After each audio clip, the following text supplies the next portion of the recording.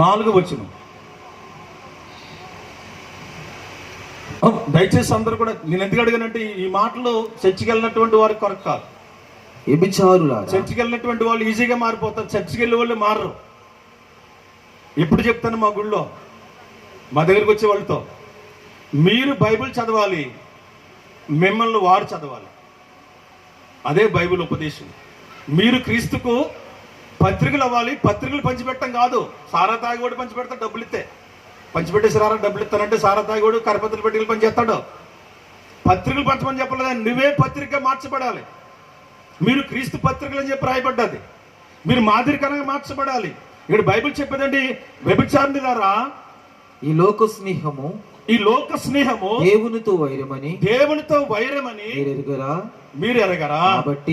కాబట్టి ఎవడు ఈ లోకమును స్నేహం చేసును వాడు దేవునికి శత్రువు. నూతనంగా జతపరచబడుతున్న వీళ్ళు కూడా వినాలి. వీళ్ళు ఈ లోక స్నేహం కలిగి ఉండకూడదంటే, లోకం అంటే మట్టి కాదు, లోకం అంటే మనుషులు అంటాడు ఒక ఆయన. లోకం అనగా లోకము ఉంది, లోకములో ఉన్నాయి. లోకమును ప్రేమించకూడదు, లోకములో ఉన్న వాటిని ప్రేమించకూడదు అన్నాడు. లోకములో ఉన్నది ఏంటి? శరీరాశయు, నేత్రాశయు, జీవడంబం. ఈ 3. లోకం అంటే ఏంటి? ప్రపంచంలో ఉన్నటువంటి పద్ధతులు. అందుకని ఆయన చెప్తూ అంటారు, ఈ ప్రపంచంలో ఉన్నట్టండి రకరకాలైన ఆచారాలు, రకరకాలైన పద్ధతులు, పితృపారంపరమైన వ్యర్థ ప్రవర్తన అని చెప్పి బైబిల్ చెప్తుంది. ఇవన్నీ కూడా ప్రపంచాన్ని ఆవరించే. క్రైస్తవులుగా బైబిల్ ఎందుకు ఇచ్చాడు దేవుడు అంటే, బైబిల్ చదివి బైబిల్ ఉన్న వాటిని పాటిస్తే సమస్యలు భూలోకంలో ఉండవండి. స్తోత్రం చెప్పండి. బైబిల్ తెల్లడు గమ్ముని చేతకాని మాట మాట్లాడినప్పుడు బయటలు గొడవకు వస్తాయి. కానీ బైబిల్ బోధించుకుంటూ పోతుంటే, ఇప్పుడు నేను 20 సంవత్సరాల ప్రభు సేవలోకి వచ్చి ఎక్కడ వ్యతిరేకమైనటువంటి వ్యక్తిని, నేను చెప్పిన వాక్యాలకి వ్యతిరేకంగా మాట్లాడిన వాళ్ళని నేను చూడలేదు. ఎందుకంటే వ్యతిరేకంగా మాట్లాడేంత అవకాశం ఉండదు. ఏమన్నా దాన్ని కలిపి చెరిపేవాళ్ళు ఎవరన్నా ఉంటే పట్టుకున్న దానికి కుందేలికి 3 కాళ్ళు అంటే చెప్పలేను. కానీ నేను అందుకే ప్రతి విషయాన్ని మీకు చూపిస్తున్నాను బైబిల్లో. కాబట్టి ఈ వివాహ వ్యవస్థ అంతటిని కూడా దేవునికి మహిమకరంగా జరగాల్సి ఉంది. ఆ వివాహంలో కూడా బంగారము, మంగళసూత్రాలు గట్రా ఏమి లేవని చెప్పారు. అప్పుడు చాలామంది బాధపడ్డారు, కామెంట్ చేశారు. సూత్రాలు లేకపోతే పెళ్ళేంటి? పరిశుద్ధ గ్రంథంలో అబ్రహాం అంతటి మహాభక్తుడే వాళ్ళ కోడలు గారికి తీసుకెళ్లారు. ఇవి లేకపోతే ఎలాగని కొంతమంది కూడా అన్నారు. వాళ్ళు కూడా బైబిల్లో మనం చెప్పొచ్చు. ఎందుకంటే ఆ అబ్రహాం గారు అప్పుడు ఏ దేశంలో ఉన్నాడు, అప్పుడు ఏ దేశ సాంప్రదాయాన్ని తను పాటిస్తున్నాడు. బైబిల్లో నుండి భక్తులు ఉండగానే వాళ్ళు భక్తులు అనుకోకండి, వాళ్ళు ముగింపు కావాలండి మనకి. ప్రారంభంలో దావీదు పాపాత్ముడే, అబ్రహాం అంతకంటే పాపాత్ముడు. ఇంకా బైబిల్లో భక్తులందరూ కూడా చూడండి మీరు, వాళ్ళ ఫస్ట్లో వాళ్ళ చరిత్ర బాగోదు. తర్వాత ప్రభు యొక్క ప్రత్యక్షత అంతకంతకు వారు కలిగే కొలది వారిలో పరిశుద్ధత ఏర్పడింది. అబ్రహాము తన భార్య అయినటువంటి శారా మాటిని ఆగర్ను పెళ్లి చేసేసుకుంటాడు, దేవుడు చెప్పలేదు. కాబట్టి ఇలా పరిశుద్ధ గ్రంథంలో ఈ అలంకారము, ఈ బంగారం, ఈ వస్తువులన్నీ కూడా అబ్రహాం పంపించింది ఏంటంటే, అప్పటికి కానాను దేశంలో ఉన్నాడు కాబట్టి, కానాను దేశపు ఆచారాన్ని తను పాటిస్తున్నాడు కాబట్టి ఆ పని చేశారు. అందుకే ధర్మశాస్త్రం వచ్చిన తర్వాత ధర్మశాస్త్రంలో చెప్పబడిన మాట ఏంటంటే, మోషే కాండాలు రాస్తూ ఉన్నప్పుడు లివియా కాండములో ఆయన ఒక మాట చెప్పారు. ఆయన దేవుని యొద్దకు వచ్చినటువంటి వారికి మాత్రమే ఈ మాట చెబుతున్నాము. చూడండి ఒకసారి లేవి కాండము. క్రైస్తవులుగా మనము దేవుని వాక్యాన్ని గౌరవిద్దాము. లేవి కాండము 18వ అధ్యాయము 2వ వచనం. లేవియా కాండము 18వ అధ్యాయము 2-3 వచనాలు. దేవుడు అబ్రహామును వారందరిని కూడా సరి చేశాడు. వాళ్ళకి ఏం చెప్తున్నాడు చూడండి, ఇశ్రాయేలుతో, నేను మీ దేవుడైన యెహోవానని నీవు ఇశ్రాయేలుతో చెప్పు. మీరు నివసించిన, కనీసం దేవుని కూడా కనుగొనే స్థితిలో వాళ్ళు లేరు కాబట్టి వాళ్ళకి చెప్పు, మీరు నివసించిన ఐగుప్తు దేశపు ఆచారముల చొప్పున. ఆచారం అనగా మనం ఎలా పోల్చుకోవాలంటే చెప్పాను నేను, బైబిల్ ఎప్పుడు కూడా అక్షరం తీసుకోకూడదు. అక్షరం తీసుకుంటే 10 మందిని పెళ్లి చేసుకోగలుగుతుంది, కానీ ఆత్మీయ తీసుకుంటే ఒక్కడితోటే ఉంటావు. స్తోత్రం, హల్లెలూయా. అక్షరం తీసుకోకూడదు, అది అక్షరం చంపును, ఆత్మ జీవింప చేయును. బైబిల్లో అక్షరార్థం ఉన్నది, ఆత్మీయ అర్థం ఉన్నది. ఇక్కడ ఐగుప్తు అనగా మనం ఉన్నటువంటి లోకమే. ఈ లోకములో ఉన్న ఆచారము చొప్పున గాని మీరు చేయకూడదు. నేను మిమ్మును రప్పించుచున్న కానాను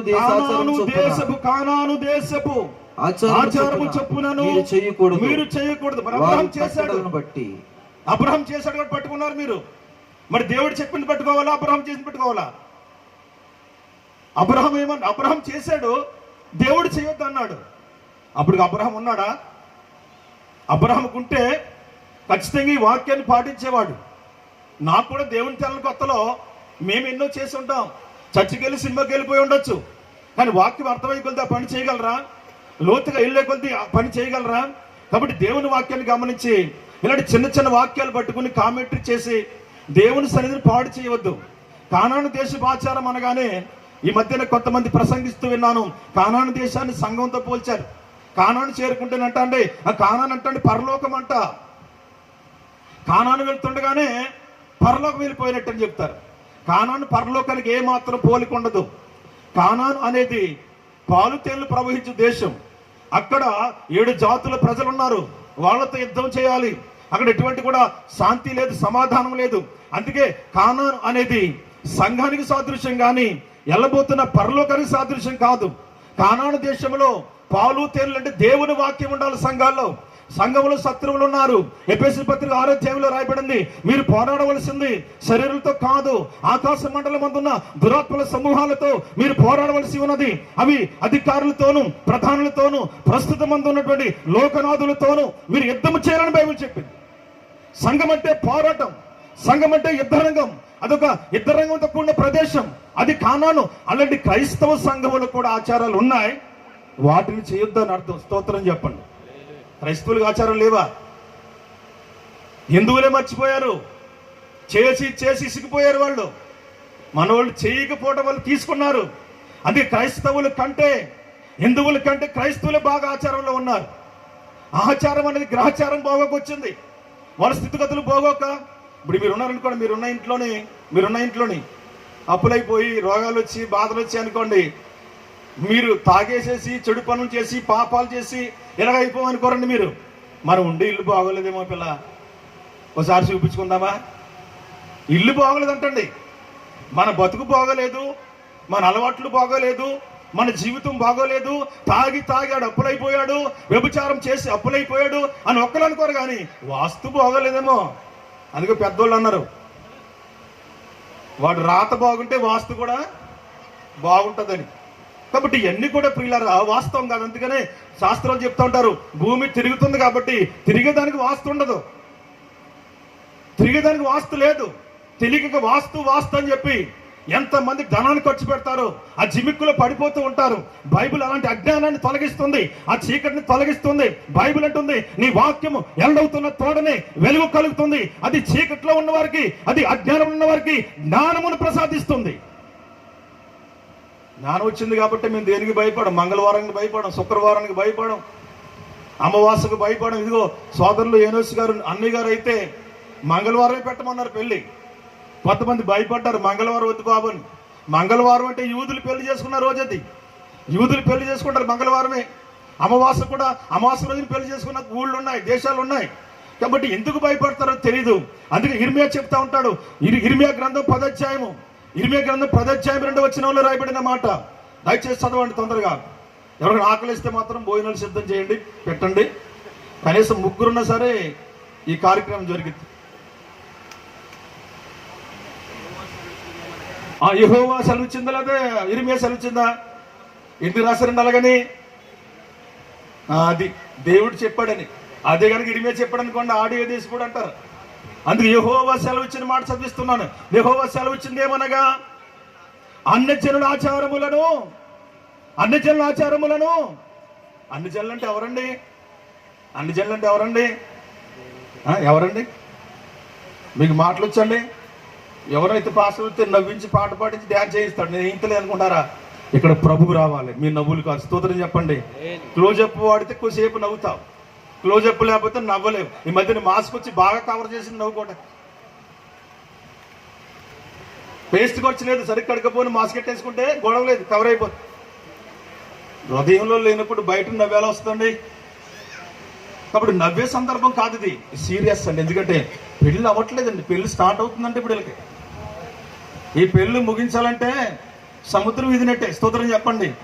ఇదిగో ఆ జిల్లాల వారు అమ్మాయిని వదిలించుకుంటుంటే మా ఏనోస్ గారు తగిలించుకుంటున్నాడు. స్తోత్రం చెప్పండి. అది వివాహం అంటే. అలాగనని మీరు ఇంకోళ్ళు అనుకోవద్దు. ఎందుకంటే వివాహ వ్యవస్థ అనేటప్పటికీ అయిపోయింది పెళ్ళి అనుకుంటే, పెళ్ళి అయిపోయింది అంటారు. పెళ్ళి అయిపోవట్లేదు, పెళ్ళి స్టార్ట్ అయింది. ఇప్పుడు వాళ్ళిద్దరి మధ్యన పెళ్లి స్టార్ట్ అయింది. కాబట్టి దయచేసి మరి వివాహ వ్యవస్థలో 4 మాటలు చెప్తాను, జాగ్రత్తగా వినండి. ఎందుకంటే ఈ వీళ్ళని ఎవరు జతపరచాలండి? ఎవరు? అది చెప్పలేరండి. ఎవరు? దేవుడు. దేవుడు ఎవరు? ఆది యందు వాక్యం ఉండను, వాక్యము. ఇప్పుడు ఇద్దరిని జతపరచవలసింది ఎవరు? పాస్టర్ గారా? పాస్టర్ గారు ఏంటంటే గవర్నమెంట్ ఇచ్చిన పట్టా పట్టుకొచ్చి ఇవ్వడం తప్ప వీళ్ళు జతపరిస్తే పాస్టర్ గారు పని అవ్వదు. అందుకే 3 పేటల తాడు త్వరగా తెగిపోదని ఉందంటే దీన్ని 3 ముళ్ళు అన్నారు మనోళ్ళు. స్తోత్రం చెప్పండి. 3 పేటల తాడు అంటే జ్యోతి, ఏనోషు, మధ్యలో దేవుడు. ఆ దేవుడు ఉన్నంత వరకు వీళ్ళకి ఎటువంటి ఇబ్బందులు లేవు. వీళ్ళ మధ్యలో కనుక పాస్టర్ గారు కానీ లేదా వాళ్ళ అమ్మగారు కానీ వాళ్ళ నాన్నగారు కానీ వచ్చారంటే సమస్యలు మొదలైనట్టే. కాబట్టి నేను చెప్పే విషయాలు గమనించి, నేను ఎవరిని బుర్ర తింటలేదండి. చాలా మంది తిట్టుకున్నట్టున్నారు. ఒకసారి నవ్వుతూ స్తోత్రం చెప్పండి. ఒకసారి నవ్వుతూ స్తోత్రం చెప్పండి. ఒకసారి చిన్న పల్లె ఇవ్వడు. నవ్వండి నవ్వండి మనసార నవ్వండి, చిరునవ్వునిచ్చిన యేసయ్యను మీరే నమ్మండి. ఎందుకంటే నవ్వు కోసం చిన్న పాట వేదాల గారు పాడుతూ ఉంటారు, నేను కూడా సరదా పాడుతాను. నవ్వండి నవ్వండి మనసార నవ్వండి, నవ్వునిచ్చిన యేసయ్యను మీరే నమ్మండి, చిరునవ్వునిచ్చిన యేసయ్యను మీరే నమ్మండి. నవ్వండి నవ్వండి మనసార నవ్వండి. నవ్వుతారా? అయినను మునుపు దూరస్తులైన ఇంకా మీరు చదువుకుంటూ వెళ్తే కింద ఏమి రాసి ఉంటుందంటే, నియమ నిబంధనలో నిలవనటువంటి వారు. నియమ నిబంధనలు అంటే గుడికొస్తారు కానీ వాక్యం వింటారు కానీ వాక్యాన్ని పాటించరు. ఆ వాక్యాన్ని ఎందరూ పాటించడం లేదో. అందుకే ప్రభు మత్తయి సువార్త 7వ అధ్యాయము 22వ వచనంలో ఏమి రాసి ఉంటుందంటే, ప్రభువా ప్రభు అని పిలిచే ప్రతివాడు పరలోక రాజ్యమందు ప్రవేశించడు కానీ పరలోకమందు ఉన్నటువంటి తండ్రి చిత్తం నెరవేర్చేవాడు మాత్రమే ప్రవేశించనని రాయబడ్డారు. గుడికొచ్చినంత మాత్రాన, పెద్దొచ్చి బైబిల్ కొనుక్కున్నంత మాత్రాన వాళ్ళు క్రైస్తవులు కాదు, సంద ఇచ్చినంత మాత్రాన, ఏదైనా కార్యక్రమాలు పెట్టుకున్నంత మాత్రాన కాదు. కానీ దేవుని వాక్యాన్ని, దేవుని ఒక నిబంధనను, దేవుడిచ్చిన ఉపదేశాన్ని అపోస్తలులు ప్రవక్తలు వేసినటువంటి పునాది మీదకి ఎవరైతే రాకుండా మనుషులు కల్పించిన సిద్ధాంతాలను దైవోపదేశాలుగా మలుచుకుని ఈ దేవుని యొక్క వాక్యాన్ని ఆచారాన్ని బట్టి నిరర్థకము చేస్తూ కొంతసేపు దేవుడు, కొంతసేపు ఆచారము, కొంతసేపు లోకము, కొంతసేపు దేవుడు, ఇలా 2 రకాలుగా జీవిస్తున్నటువంటి ఈ జీవన శైలి ఎవరైతే కలిగి ఉన్నారో వారు బహుశా సంఘ పెద్ద అయినా, వారి సంఘానికి సహకరించే వాళ్ళైనా, సంఘములో సంధించేవారైనా, సంఘములో గొప్పగా కార్యక్రమాలు చేసిన వాళ్ళు క్రైస్తవులు కాదు, వాళ్ళు అన్యజనులు. అలాంటి అన్యజనులకు అలవాట్లు ఎక్కువ ఉంటాయి, ఆచారం ఎక్కువ ఉంటుంది. అంతేగాని అన్యజనులు అంటే భజన చేసుకున్న వాళ్ళు, పూజ చేసుకున్న వాళ్ళు, వ్రతాలు చేసుకున్న వాళ్ళు అని వాళ్ళ జోలికి వెళ్ళకండి. వాళ్ళ కోసం బైబిల్లో లేదు. బైబిల్ ఎంతసేపు ఎవరికి చెప్తుందంటే దేవుణ్ణి ఆశ్రయించి దేవుని యొద్దకు వచ్చి సరిగా లేనటువంటి వారికి బైబిల్ బోధిస్తుంది కానీ అది ఎప్పుడు బయట వాళ్ళకి చెప్పలేదు. అపోస్తలుడైన పౌలు అంటున్నారు, నేను ఎలుపటి వారికి తీర్పు తీర్చుటకు నాకేలా, నేను లోపటి వారికే తీర్పు తీర్చునని చెప్పారు. దేవుని వాక్యము మనతోటే మాట్లాడుతుంది. దేవుని వాక్యం మన దగ్గర ఉంది. దేవుని వాక్యం మనలో ఉంది. ఆ వాక్యము మనకు తీర్పు తీరుస్తుంది. కాబట్టి దేవుని వాక్యాన్ని వింటున్నా మనందరం కూడా గమనించాలి. ఏదో గుడికి వెళ్తున్నాను, దేవుని వాక్యాన్ని ఏదో చేస్తున్నాను నువ్వు అనుకుంటున్నావేమో. దేవుని వాక్యాన్ని విని ఆ ప్రకారం చేయకపోతే దేవుని వాక్యాన్ని నువ్వేం చేస్తున్నావట? నిర్లక్ష్యం చేసావు. నువ్వు రక్షణే పోగొట్టుకున్నావు అని రాయబడింది. ఎబ్రీ పత్రిక 2వ అధ్యాయము 1వ వచనం చదివినట్లయితే వాక్యం వినడం గొప్ప కాదు. చాలా మంది వింటారు, బయట వెళ్తున్న వాళ్ళు వింటారు, పశువులు వింటాయి, జీవరాశులు వింటున్నాయి, చెట్లు వింటున్నాయి, ప్రకృతి వింటుంది. వినటం గొప్ప కాదు కానీ అటు బైబిల్ ఏం చెప్పింది? ఎబ్రీ పత్రిక 2వ అధ్యాయం 1వ వచనం స్పీడ్గా చదవాలి తొందరగా.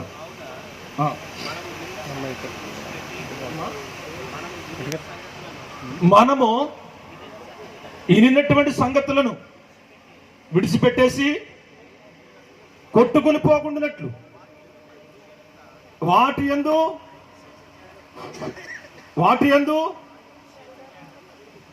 జాగ్రత్త. ఎందుకు విన్నారు కదా, మనం అనుకోండి వీళ్ళందరూ చేస్తున్నారండి.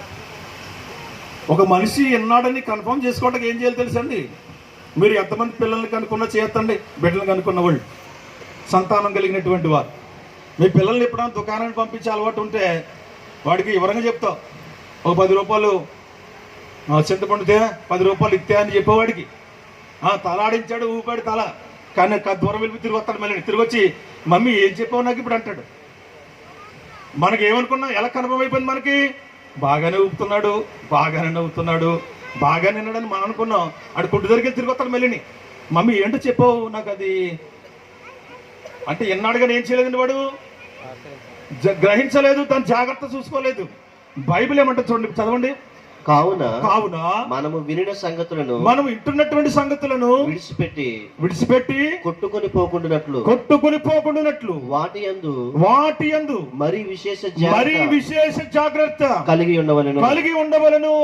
అలా ఉండకపోతే ఏమవుతుందంటండి? ఇంత గొప్ప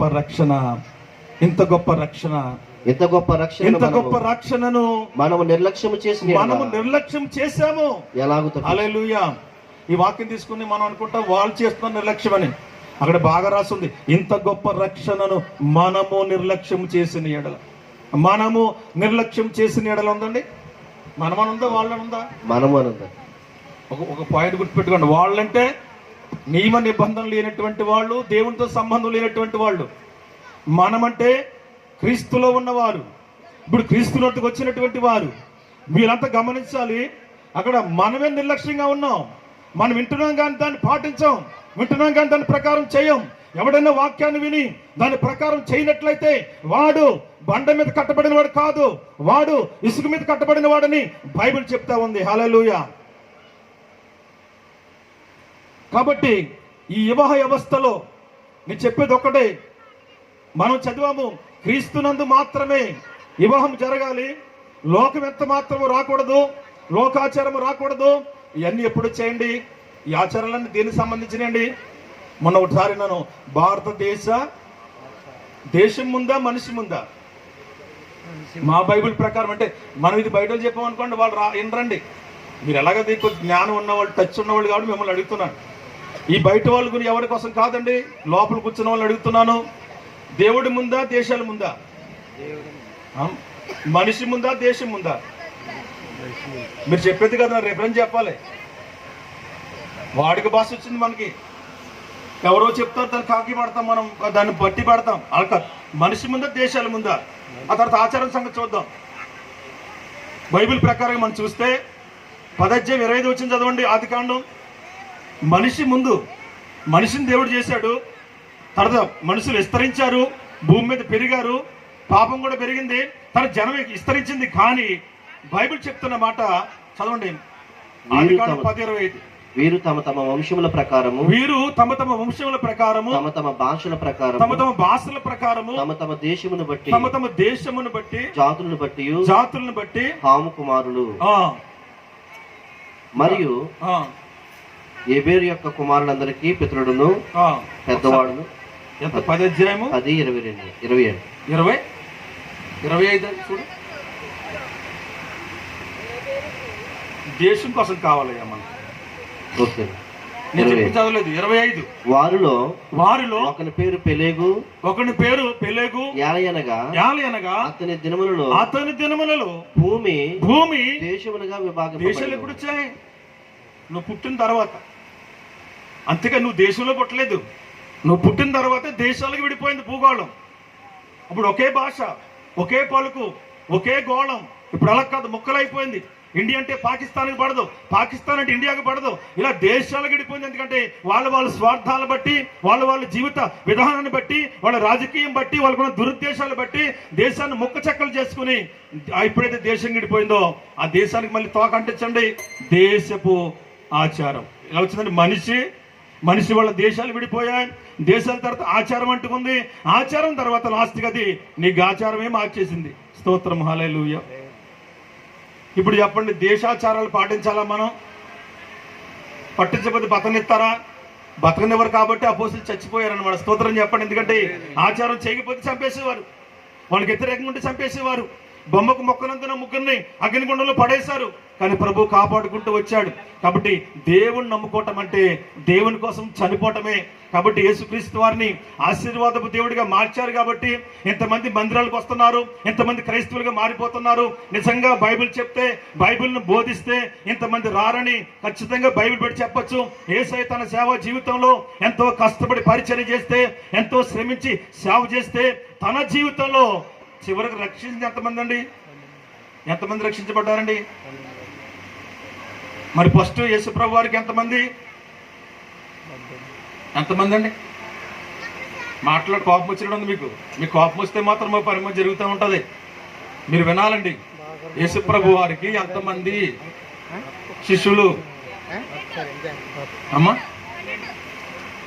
70 మంది శిష్యులు కాదు వాళ్ళు, ఇతర మనుషులు. అంటే అసిస్టెంట్ పాస్టర్స్ జనం నడిపించడానికి. కానీ శిష్యులు మాత్రం ఎంతమంది? 12. 12 70 కలిపితే ఎంతమంది? 12 70 82 మంది నడిపించేవారు జనం. అంటే ఎంతమంది సంఘం అంటారండి? ఎంతమంది జనం ఉంటారు? ఈ 82 మందిలో 12 మంది ఒరిజినల్ శిష్యులు, 70 మంది డూప్లికేట్. వాళ్ళు ఉంటారు, ఊడిపోతారు, చెప్పలేం. ఒక రోజున యేసయ్య గుంపుల్ని విడగొట్టుకుంటూ వచ్చారు. యేసుని వెంబడించే గుంపుల్లో ఒకటి రొట్టె ముక్కల కోసం వచ్చేవారు వాళ్ళు, ఒక గుంపు వాళ్ళు. రెండో గుంపు నూనె బుట్లు గుంపు ఉంటుంది. ఏంటంటే స్వస్థత ప్రార్థన కోసం వస్తారు వాళ్ళు. ఆ స్వస్థత జరగకపోతే వాళ్ళు రారు. ఇక మూడవ గుంపు ఏంటంటే వాక్యాన్ని ఆస్వాదించి, వాక్యంతో బ్రతికి, వాక్యంతో జీవించే మూడో గుంపు కూడా ఉంది. ఈ 3 గుంపుల కోసం ప్రసంగం చేశాడు ఆయన చిన్నగా. అంతవరకు పిల్లలారా రండి, నా హస్తంలో మహిమ ఉంది, నా వస్త్రంలో మహిమ ఉంది, నాలో వరం ఉంది, నాలో శక్తి ఉందంటే బోళ్ళు మంది వచ్చారు. యేసు వాక్యాన్ని చెప్పడం ప్రారంభిస్తే ఒక్క దినమందండి 70 మంది కథం. యోహాను సువార్త 6వ అధ్యాయము 68వ వచనం, 66వ వచనం. యోహాను సువార్త 6:60. స్పీడ్గా ఉండాలండి శ్యామ్ గారు, లేదా మనం కొట్టేస్తారు అందరూ కూడా. కొంతమంది ఆకలి భోంచేసి. అప్పటి నుండి ఆయన శిష్యులు అనేకులు వెనక్కి తీసి మరి ఎన్నడూ వెళ్ళిపోతారండి జనం. మనలాంటి పాస్టర్లు చేతగా వెళ్ళిపోతారు. కుర్చీలేదని, వందనాలు చెప్పలేదని. ఒక ఆవిడ వందనం చెప్పలేదని గుళ్ళని వెళ్ళిపోయిందంట, మళ్ళీ రావట్లేదండి. వీళ్ళు విశ్వాసులు వీళ్ళు వందనం చెప్పలేదండి. పాస్టర్ గారు ఏదో బాధలో ఉండి చర్చి మానేసింది. మరి యేసుప్రభు ఏం చేశారండి? వాక్యం చెప్పారంతే. వాక్యం చెప్పినప్పటికీ 70 మంది కథం. ఇక 12 మంది ఉన్నారు. వాళ్ళ యొక్క కూడా వచ్చారు. ప్రభు వచ్చి ఏమన్నారు? కాబట్టి యేసు మీరు ఉంటారా, వెళ్ళిపోతారా? అప్పుడు యేసు అన్నారు, అప్పుడు శిష్యులు అన్నారు, ఎక్కడికి వెళ్తాం ప్రభువా? మేము రొట్టెల కోసం రాలేదు, స్వస్థత కోసం రాలేదు, లేకపోతే అద్భుతాల కోసం రాలేదు, ఇంకా దేనికోసం రాలేదు, కానీ నిత్య జీవపు మాటలు గలవాడమని వచ్చాం. దేవునికి స్తోత్రం. ఈ నిత్య జీవపు మాటలు అందరికి అర్థం కాదు. కాబట్టి ఈ వివాహంలో మేము చెప్పేది ఇంతవరకు ఏంటి చెప్పనా? వీళ్ళని జతపరచవలసింది దేవుడే కానీ ఆచారము కాదు.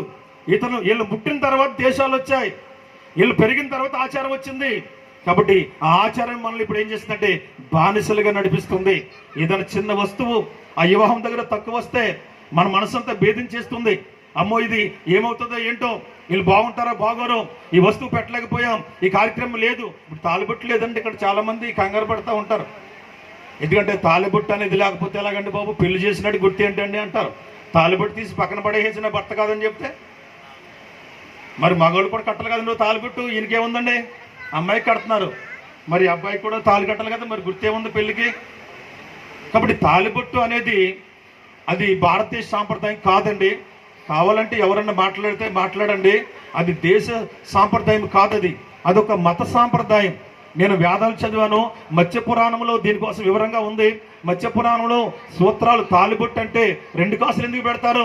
మొన్న వెలుగులతో పాస్టర్ అన్నారు, 1 కాసు తేండమ 2 తేవద్దు అన్నాడు. 1 కట్టకూడదు, వ్యతిరేకంగా చేస్తే 2 చేయాలి. ఆ 2 కాసులు ఎందుకు కడతారంటే, 1 ఈశ్వరుడు, 2 పార్వతి, పైన 3 ముళ్ళు. 3 ఎందుకు వేయాలి, 2 వేయకూడదా? 1 అయితే ఆ తాడు ఉండదా? ఆలోచించండి. ఆ 3 ముళ్ళు బ్రహ్మ విష్ణు మహేశ్వరులు. కాబట్టి ఈ 3 కూడా దేశ సాంప్రదాయం కాదనడానికి ఆధారం ఏంటంటే, మన దేశానికి రాష్ట్రాలు ఎన్నండి, మన దేశ రాష్ట్రాలు ఎన్నండి తెలీదా? 20 29 కొత్త వచ్చింది కదా మొన్న తెలంగాణ. 29 రాష్ట్రాల్లో, అన్ని రాష్ట్రాల్లో తాలిబొట్టు ఉంటుందా? ఉంటే అది ఏం చేయాలి, సార్వత్రికమైనటువంటి కార్యక్రమం. కాబట్టి భారతదేశ సాంప్రదాయం అవుతుంది. అన్ని రాష్ట్రాల్లో ఉండదు కాబట్టి అది భారతదేశ సాంప్రదాయం కాదు అది. కాబట్టి గమనించాలి. కాబట్టి దేవుణ్ణి నమ్ముకున్నారు కాబట్టి వీళ్ళు ఏమన్నారంటే, మాకు క్రైస్తవ వివాహమే కావాలన్నారు. స్తోత్రం చెప్పండి. ఏ వివాహం కావాలన్నారండి వాళ్ళు? క్రైస్తవ వివాహం అంటే అర్థం ఏంటండి, బైబిల్ ప్రకారంగానే చెయ్యండి అన్నారు. అయితే అమ్మాయి కొత్త కాబట్టి ఇంకా చైన్ అవన్నీ ఉంచుకున్నారు. అవి ఒలిపించేసేది, ఎందుకంటే వాళ్ళు ఏదో చేయాలని కాదు, మనం ఒక దాంట్లోకి వచ్చాము, దాన్ని మనం గట్టిగా పట్టుకుంటే మంచిది. బైబిల్ ఒక మాట ఉంది, ఎచ్చగానైనా ఉండు చల్లగానైనా ఉండు, ఇలా నులివెచ్చగా ఉండద్దు అన్నాడు ఆయన. చేస్తే పుల్లుగా చెప్పండి, చేస్తే పుల్లుగా పాస్టర్ గారిని మార్చి పంతులు గారిని పెట్టేయండి. అక్షతలు వేయిస్తారు, బియ్యం నెత్తి మీద వేయిస్తారు, పసుపు కుంకాలు రాస్తారు, మంత్రాలు చక్కగా చెప్తారు, అదొక తృప్తిగా ఉంటుంది.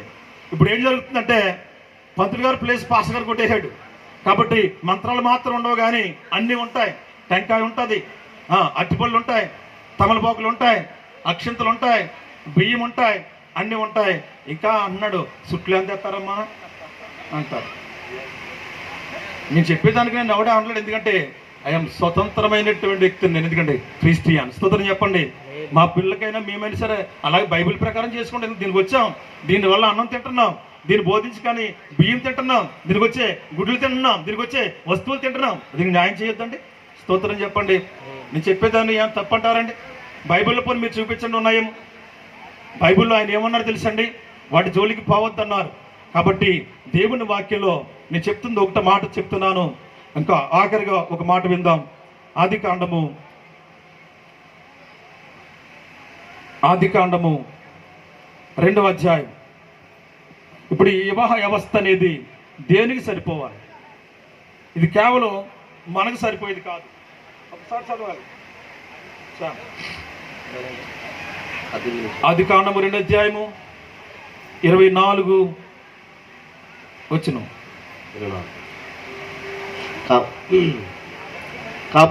కాబట్టి పురుషుడు తన తండ్రిని తన తల్లిని విడిచిపెట్టి, పురుషుడు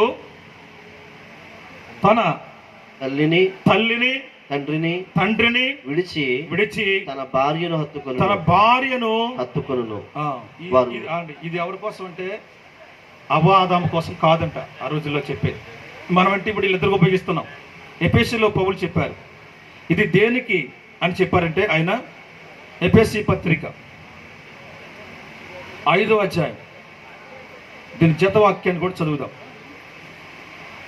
31వ వచనం. ఈ హేతువు చేత చూడు, అపోస్తలుడైన పౌలు ఈ హేతువు చేత పురుషుడు తన తండ్రిని తల్లిని విడిచి తన భార్యను హత్తుకొనును. వారిద్దరు ఏక శరీరమగుదురు. ఈ మర్మము గొప్పది. ఇంకా అయితే నేను క్రీస్తును గూర్చి సంఘమును గూర్చి చెప్పుచున్నాను. హల్లెలూయా. ఇప్పుడు ఈ వాక్యాన్ని సరిపోవాలంటే వివాహం, నేను తొందరగా చెప్తున్నాను, అర్థం అవ్వాలి మీకు. ఈ వివాహం ఇదే కాదు, క్రైస్తవుడి పేరట, యేసుక్రీస్తు వారి పేరట జరుగుతున్న ప్రతి వివాహము ఈ వాక్యానికి మ్యాచ్ అవ్వాలి. ఎలా మ్యాచ్ అవ్వాలి? పురుషుడు ఎవరు అని మనం చూస్తే 2 కొరింథీ పత్రిక 11వ అధ్యాయము 3వ వచనంలో రాయబడింది. అక్కడ ఏమి రాయబడింది? ఒక్కడే పురుషుడు అనగా క్రీస్తునకు అని రాయబడింది. బైబిల్ సెలవిస్తూ ఉంది. ఇప్పుడు ఆ పురుషుడు ఎవరు? కాబట్టి పురుషుడు, అందుకే పరలోకములో ఉన్నటువంటి దేవుని యొక్క సంఘమునకు, భూలోకమందు జరగబోతున్నటువంటి వివాహమునకు సరైనటువంటి సాదృశ్యం కలగాలి. ఎందుకంటే ఇక్కడ జరుగుతున్న వ్యవస్థ, వివాహం అన్నది దేవుని రేపు చేసుకోబోతున్న పెండ్లికి అదొక సింబాలిక్ ఇవ్వబడింది. అందుకని ఎప్పుడు కూడా ఈ సంఘం యొక్క వివాహాలు కానీ ఈ కార్యక్రమాలన్నీ కూడా రేపు క్రీస్తుకు సాదృశ్యంగా సరిపోయేటట్లుగా ఉండాలి. దీంట్లో లోకం కానీ, ఆచారం కానీ, పద్ధతులు కానీ రాకుండా చూసుకోవాలి. బైబిల్ సెలవిస్తూ ఉంది. కాబట్టి పురుషుడు అనగా క్రీస్తుని మనం చూసాం. క్రీస్తుకు తండ్రి ఎవరండి? ఇప్పుడు వీళ్ళిద్దరు ఉన్నారండి, చూపిస్తున్నాను. జ్యోతి, ఏనోష్, వీళ్ళిద్దరూ ఐక్యమైపోవడానికండి ఏం జరగాలి? మాట్లాడతారండి. భోజనం చేశారా? మాసికి తీసేయండి, ఇంకా మార్చి రాలేదు. మార్చి వచ్చాక చూద్దాం. వైరస్ కోసం ఇప్పుడు లేదు. ప్రభు కృపను బట్టి మన ప్రాంతాలు తొలగించాడు. ఒకసారి మాట్లాడండి. ఇప్పుడు ఏనోష్ అనే ఈ పురుషుడు జ్యోతి అనే ఈ అమ్మాయితో ఏక శరీరము కావాలంటే ఏం జరగాలి? నా మాట కొంచెం అర్థమవుతుందండి. నేను పల్లెటూరు అండి, ఎక్కడో మూలన పుట్టాను. అది నా లాంగ్వేజ్ బాగోకపోవచ్చు, కానీ మీరు అర్థం చేసుకుంటే మంచిదని నేను అనుకుంటున్నానండి. మీరు ఇప్పుడు విన్నారు. కాబట్టి పురుషుడు తన భార్యను ఎత్తుకొనాలంటే, దీని మీద నేను ఒక చిన్న పాట రాశాను. అంటే పాటలు మీకు కంగారు పడుతుంది, నా పాటలాడి మీకు భయం అవుతుంది, కొత్త కదా, అందుకని నేను పాటలేదు. కానీ ఇది దేవుని సంకల్పం అండి. ఇది ఏం చెప్పండి, ఇది నిర్ణయం, దేవుని నిర్ణయం. ఇది మనుషులు పెట్టింది కాదు. అలాగనుకుంటే ఇప్పుడు దాకా ఉండక్కర్లేదు, ఆమె ఇప్పుడు దాకా ఉండక్కర్లేదు. ఎప్పుడో వాళ్ళ పెళ్ళి అయిపోయి ఈ వివాహంలో ఇది ప్రాముఖ్యమైన పెట్టండి. ఇది వీళ్ళిద్దరూ కూడా ఏక శరీరంగా ఉండాలంటే వీళ్ళు ఏం విడిచిపెట్టాలి? ఫస్ట్ యేసయ్యని చూద్దాం. యేసయ్య